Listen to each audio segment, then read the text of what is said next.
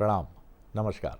बहुत स्वागत है आपका उस कार्यक्रम में जिसका नाम है हे प्रभु आनंद दाता।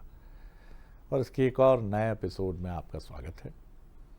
और ये हमें प्रकाश साकल्य जी ने भोपाल से इसको एक जिज्ञासा के रूप में व्हाट्सएप मैसेज हमें किया है।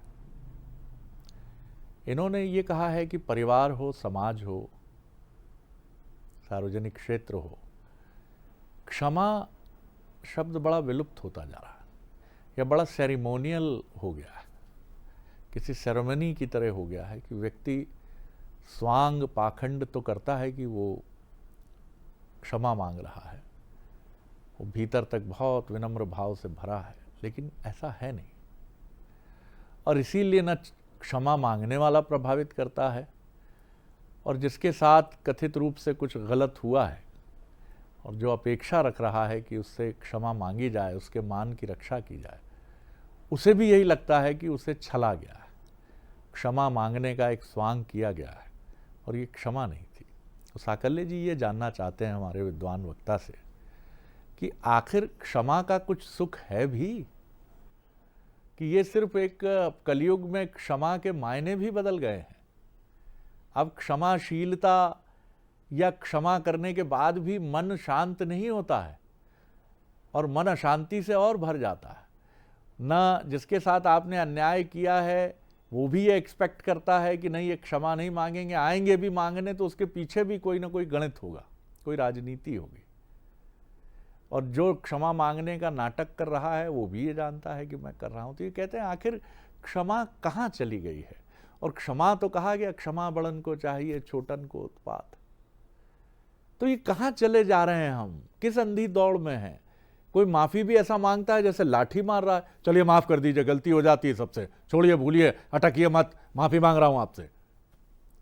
अब ये तो तरीका नहीं माफी मांगने का। तो आखिर क्षमाशीलता, क्षमा मांगना, आंखों में आंसू आ जाना क्षमा मांगते हुए, अपनी गलती को, अपनी त्रुटि को इतना विहंगम तरीके से आत्मसात कर लेना, उसके सारे आयामों को, डायमेंशंस को परख लेना, ये कैसा विलुप्त हो गया है।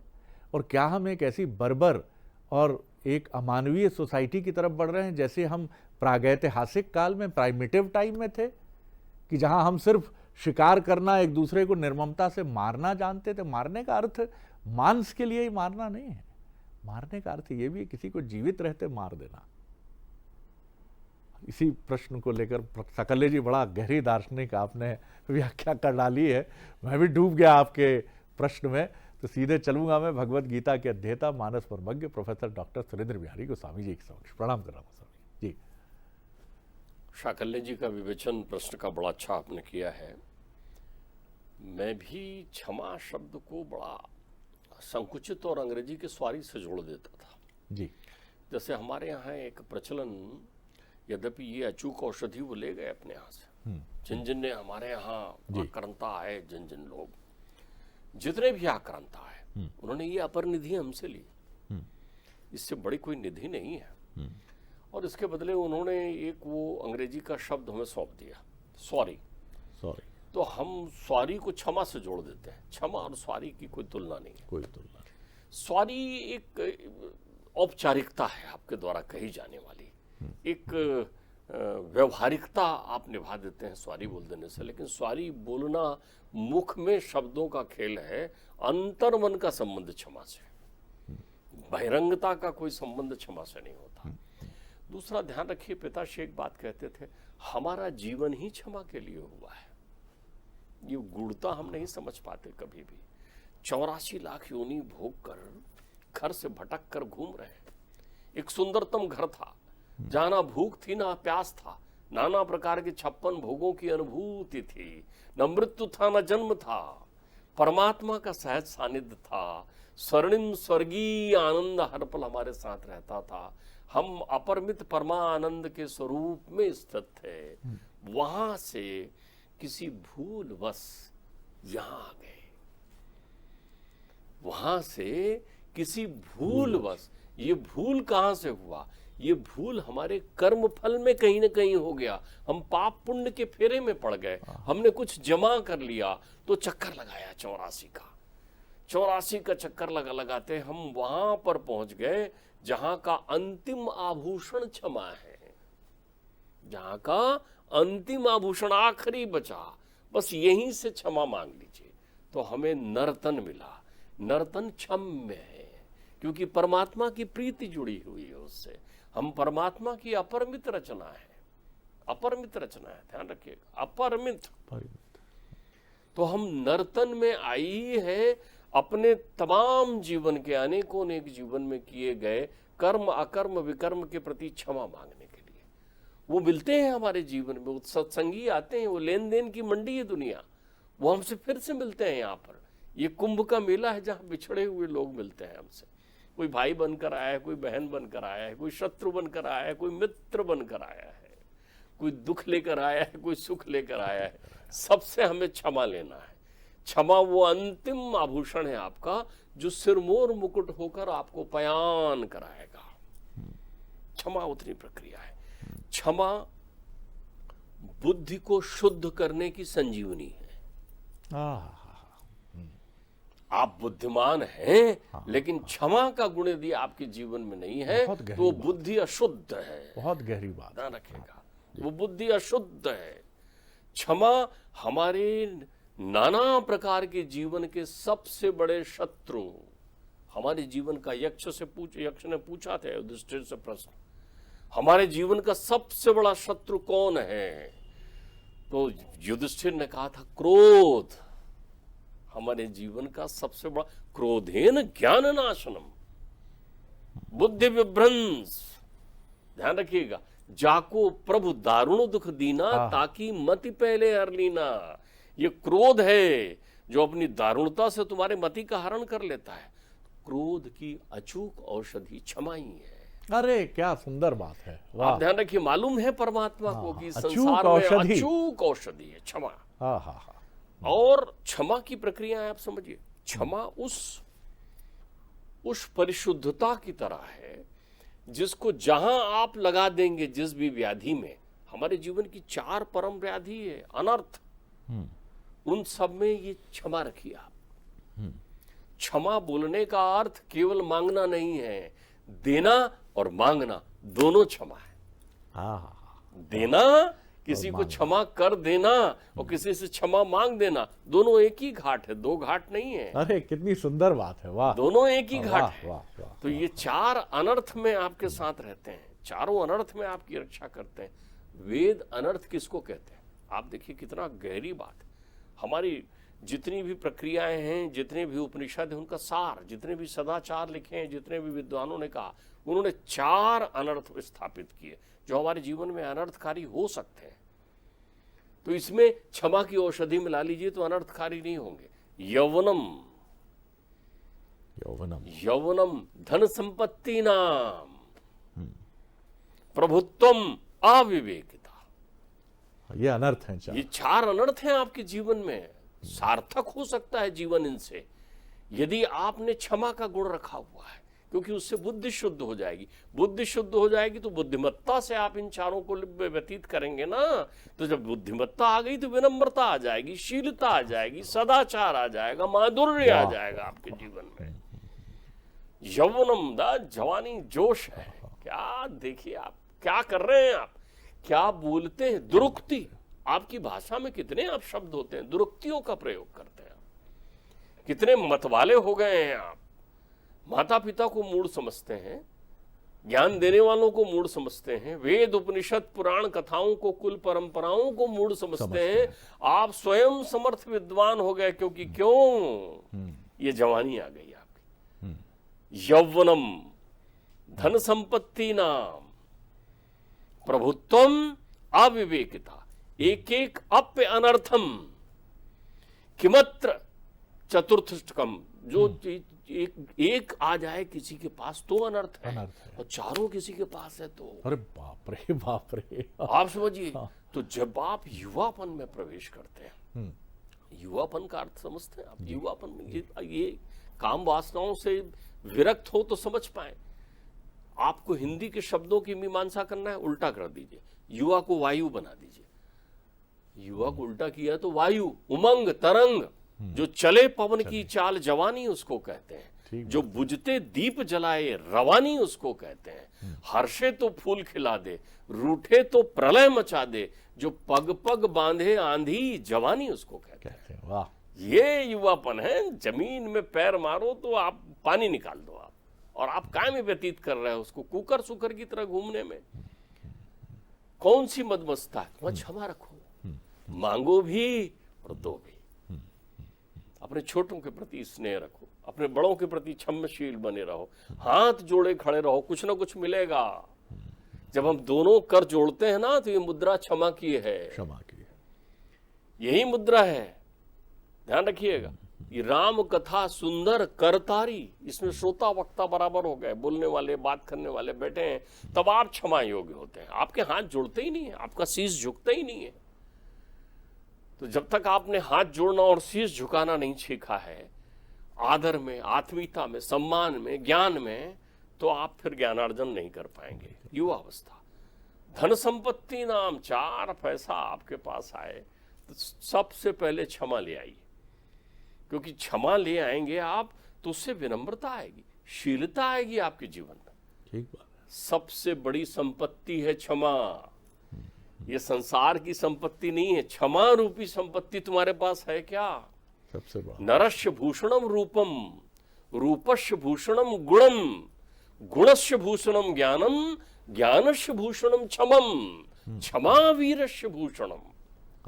ध्यान रखिएगा। अरे पुरुषार्थी बनना, कायर क्या बना हुआ है, अब पुरुषार्थी बनकर खड़ा हो जाए यहां पर, क्षमा करना सीख। ध्यान रखिएगा। तो अब आपके पास प्रभु सत्ता है, संपत्ति है, चाहे आप संपत्ति प्राप्त करने की दिशा में बढ़ रहे हो या संपत्तिवान हो गए हो, इस क्षमा औषधि, क्षमा अमृत का पान करते चलिए। इससे आपको औजर, ये आपको सरल बना कर रखेगा, अंजह पुंसा बना देगा आपको, एकदम नम्रता के साथ। थोड़ा पद गरिमा नहीं आया कि हाँ जरा देख लेंगे वो क्या कहता था, वो किधर कहता था, चला गया ना क्षमा का गुण। ध्यान रखिएगा, ये पृथ्वी क्षमा का प्रतीक है। हाँ हाँ। आप जैसे अधम का, आप जैसे अधम का जो वाणी से, मन से, वचन से झूठे, असत्य, दुराचारी, हिंसक, पापी हैं, वजन उठाए हुए हो किसके बलबूते पर? क्योंकि पृथ्वी क्षमा है। जिस दिन उसने अपना, अब क्षमा ने अपना अटलता छोड़ दिया, उस दिन तुम वहीं पहुंच जाओगे, धरा रसातल में। ध्यान रखिएगा। तो ये अब आपकी प्रभुत्व, धन संपत्ति, फिर प्रभुत्व। आपके पास जब भी कोई ऐसा अवसर आए जिसमें आप किसी अधिकार संपन्न स्थिति में हो जाए। ध्यान रखिएगा। अपने यहाँ एक समय में राजा हुआ करते थे, राज सत्ताएं हुआ करती थी, उनमें उनकी कहानियां चलती हैं जो विनम्र थे। ठीक बात है। आज लोकतंत्र है, इसमें राजनीति है, चाहे आप पक्ष में हो चाहे विपक्ष में हो। यदि आप राजनीति करते हैं तो क्षमाशील हैं क्या? ये बहुत महत्वपूर्ण है। आपने क्षमा मांगा, आपने क्षमा किया, ये गुण है क्या? यदि नहीं है तो फिर आपका ये प्रभुत्व दूषित हो गया है, आपको अधोगामी बना देगा। तो जब भी आपके पास अधिकार है, अधिकार प्रभुत्व किसी भी रूप में आ सकता है। पिताजी की मृत्यु हो गई तो बड़े भाई प्रधान बन गए, अब आप विनम्र हो जाइए, आप क्षमाशील हो जाइए। क्षमा बड़न को चाहिए, छोटन को उत्पात। क्या आप बड़े हुए तो बड़े तो और अधोगामी हो जाते हैं। छोटे बेचारे, छोटे भाइयों की संपत्तियों पर आप अपना ध्यान दे रहे हैं, छोटे भाइयों के अधिकारों का, छोटी बहनों के अधिकारों का आप हनन कर रहे हैं। तो प्रभुत्व आने पर ये क्षमाशीलता आप अपने पास लाइए। अविवेकता, जब भी मूढ़ता दौड़े ना, मैं कह रहा हूं ज्ञान चला गया है, विवेक आपके पास है नहीं। विवेक तो संपदा है। अविवेकिता, मूढ़ता, सारी चीजें, मूढ़ता जो है वही अब विपदा है आपके जीवन की। इस विपदा से भी आप मुक्ति हो सकते हैं, इस विपदा से भी मुक्त हो सकते हैं। पूरी लंका में मूढ़ता है, सब लंका मोह बस हो गई है, काम क्रोध लोभ मद मोह मत्सर चली जा रही। उन मूर्खों के बीच भी डोलते डोलते अब मोहि भाव भरोसा हनुमंता बिन हरि मिले न संता। और वो एक जो है उस मूढ़ता की नगरी से बाहर निकलने में सफल हो गया विभीषण। चारों तरफ जो है हस्तिनापुर में मूढ़ता का बोलबाला है। वो ऐसा प्रभुत्व, ऐसी धन संपदा, ऐसा अहंकार चारों तरफ चढ़ा हुआ है। एक ज्ञानी निकल गया ना विदुर, एक ज्ञानी निकल गया ना विदुर। तो ध्यान रखिएगा, जब भी कोई मूढ़ता आपसे हो जाए, चाहे जानबूझकर चाहे अनजाने में, क्षमा आप अपने पास रखिए। क्योंकि जीवन में जिसके पास भी क्षमा का ये गुण आ गया, परमात्मा को सर्वाधिक प्रिय क्षमाशील प्राणी, क्षम्य प्राणी है। ध्यान रखिएगा, वो द्रौपदी जिसके कारण महाभारत युद्ध हुआ, तब उसकी मना स्थिति देखिए। महाभारत युद्ध के पहले प्रभुत्व और अहंकार का एक डोल आया। कैसे? वो कह रही, अरे अंधे का पुत्र अंधा, मैं अपने केश तब वो करूंगी जब उसके रक्त से जो है मेरे केश धोए जाएंगे। कितना तुम्हारे मन में द्वेष था, क्रोध था, लेकिन तुम मुक्त नहीं हो पाए। महाभारत युद्ध के बाद हाहाकार जब चारों तरफ मच गया, सब समाप्त हो गया, तब उसे वो अमृत मिला क्षमा पान करने का। और उसने उस अमृत का कितना अच्छा उपयोग किया। उसके सोते हुए 5 पुत्रों को मार दिया है अश्वत्थामा ने। द्रौपदी के 5 पुत्रों का वध कर दिया है सोते समय अश्वत्थामा ने। अब पकड़ कर लाए हैं पशु की तरह अर्जुन, ये ले, अब बोल क्या करूं इसके साथ, काट दूं गर्दन इसकी। अरे नाना नाना, कृपी को कैसा लगेगा मेरी गुरु माता को? नहीं नहीं, मैं पुत्र को, पुत्रवध से उत्पन्न पीड़ा को जानती हूं, इसे क्षमा करो। जैसे ही आपने क्षमा किया, वो शीलता तुम्हारे पास आ गई, मुक्त हो गई द्रौपदी, उस अपराध से मुक्त हो गई जिसमें क्षमाशीलता थी। ध्यान रखिएगा, आप क्षमा मांगिए, लेकिन क्षमा हृदय से मांगिए, अंतर्मन से मांगिए। क्षमा हृदय से करिए, मुख से मत करिए। मुख से तो सॉरी बोल देते हैं, सॉरी बोल देते हैं, बहुत साधारण। क्षमा जो है वो विनम्रता है, वो शीलता है, वो गुण है। समुद्र में क्षमा का गुण है। कभी अपनी सीमा, क्षमा ही मर्यादा है। हाँ। समुद्र जो है वो कहते हैं मर्यादा पुनि तुमरी की ने। रामचंद्र जी से कहते हैं ये आपकी बनाई हुई क्षमाशीलता है मेरे पास, कि समुद्र की मर्यादा है कि वो अपने तट की मर्यादा नहीं भंग कर सकता। ध्यान रखिएगा, ये क्षमा है, क्षमा मर्यादा है, क्षमा लज्जा है, क्षमा आभूषण है, क्षमा वीरता है, क्षमा बुद्धि विलास औषधि है। बहुत सुंदर डॉक्टर। और डॉक्टर साहब का जब ये अद्भुत संवाद अनवरत हम सभी सुन रहे थे, तो मेरे मन में भी ये बात उठी कि युग बदलने के साथ कैसे क्षमा की परिभाषाएं भी बदलती हैं। जब प्रभु श्री राम ने लंका विजय की, तो कपट की कोई गाथा नहीं है। उस तरफ से है, इस तरफ से नहीं, कि लंका विजय के उपरांत मदोन्नमत वानर और रीछ योद्धाओं ने उत्पात मचाया कि हमने विश्व विजयी रावण को निपटा दिया, समाप्त कर दिया, खत्म कर दिया, देखो क्या कर दिया। बल्कि गाथा क्या है कि राम बड़ी मर्यादा से कहते हैं लक्ष्मण से कि जाके सीखो कुछ रावण से, बहुत ज्ञानी है। यही महाभारत काल में आते आते परंपराएं बदल जाती हैं। कपट के चक्रव्यूह हैं, गर्भ में ही ब्रह्मास्त्र चलाकर मार देने की कुटिल गाथाएं हैं। और इसीलिए मृत्यु के उपरांत पांडवों को भी उनके साथ जाने वाला श्वान स्वर्ग का अधिकारी हो जाता है, लेकिन पांडव नहीं होते। यानी कि मुक्ति की गाथा सीधे जुड़ती है क्षमा से। रावण तुरंत सदगति को प्राप्त हुआ होगा कि उसके मन में भी कटुता नहीं है मृत्यु के उपरांत। वो लक्ष्मण से यही कहता है कि जाकर अपने बड़े भ्राता से, जो मर्यादा के पुंज हैं, उनसे पूछो कि तुमसे क्या त्रुटि हो रही है, जो मैं तुम्हें मृत्यु की शैया पर लेटा हुआ तुम्हें वो ज्ञान नहीं दे रहा हूं जिसके लिए तुम्हारे बड़े भ्राता ने मुझे भेजा, तुम्हारे को मुझे पास भेजा है। यानी कुटिलता नहीं है, क्षमा है। फिर ये मुगल काल, अंग्रेजों के समय तक आते आते ये क्षमा एक हथियार बन गई। हम पढ़ते हैं गाथाओं में कि मुगल आक्रांता या जो देश की सीमाओं से बाहर आने वाले गाय के रेवण हाँक देते थे कि राजपूतों की तलवार और उनके तीर कमान रुक जाएंगे। कहा जाता है कि पृथ्वीराज चौहान को हराने के लिए इसी रणनीति का इस्तेमाल किया गया। अंग्रेजों ने तो क्षमा को और विनम्रता को हथियार ही बना लिया। दस्तूरी जैसा शब्द आया कि वो दस्तूरी लेके जाते थे राजा महाराजाओं के पास, राजा साहब हम आपके लिए तोहफा लाया है ब्रिटेन की महारानी की तरफ से, और वो भी एक कुटिल हथियार बना। लेकिन सब भटकते रहे। आज 5वीं अर्थव्यवस्था हम हैं, वो गोरे बाबू लोग नहीं हैं जो हम पर 200 साल शासन किए हैं। अब कहा जा रहा है ब्रिटेन इज इन ट्रबल, वो संकट में है क्योंकि क्षमा नहीं है। तो इस भारत भूमि से जहाँ क्षमा के मूल्य को ऐसे अद्भुत विद्वान जैसे हमारे विद्वतापूर्ण व्याख्यान करता है वो हमें बताते हैं, आंखों में अश्रु आ जाते हैं कि क्षमा नहीं तो सैटेलाइट की तरह भटकना है और कहीं टूट टूट कर गिरना है, नष्ट भी नहीं होंगे मुकम्मल। क्षमा मांगिए, मुक्ति के सद्भाव की बुद्धि को शुद्ध करती है क्षमा। डॉक्टर साहब शब्द नहीं है, कई बार आप बोलते हैं तो ऐसा लगता है कि त्रिलोक से गूंज रहा है सत्य।